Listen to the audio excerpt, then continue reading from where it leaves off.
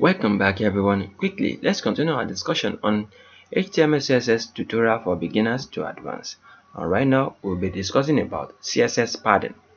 CSS padding is used to create space around an element's content inside of any defined borders.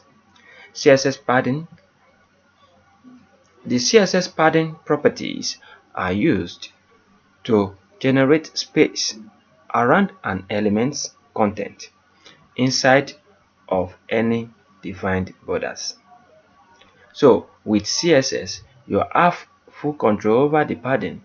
There are properties for setting the padding for each side of an element: top, right, bottom, and the left. Once again, the CSS padding properties are used to generate space around an element's content inside of any borders. Definitely, in our previous tutorial where we discussed about the margin is the one that controls the space, all the spaces after the border. Margin is the one that controls it, but anything that before the border, any space before the border, padding is the one we are going to use to control it. That's the main thing.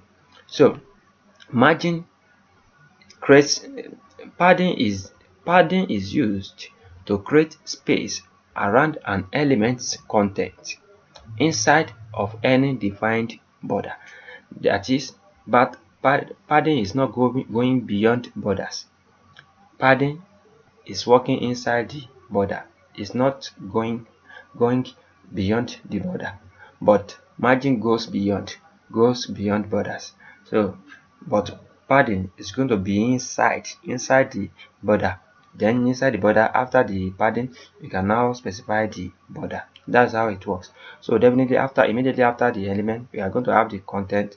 After the inside the content, around the content of that words. Let's say this one that we highlight right here now. The padding is all this place. So I'm going to be showing you how all this works in our next tutorial. Anwar akorede ayofe is my name once again. I wish to see you guys next time. To the next tutorial. Have a great day. Thank you so much.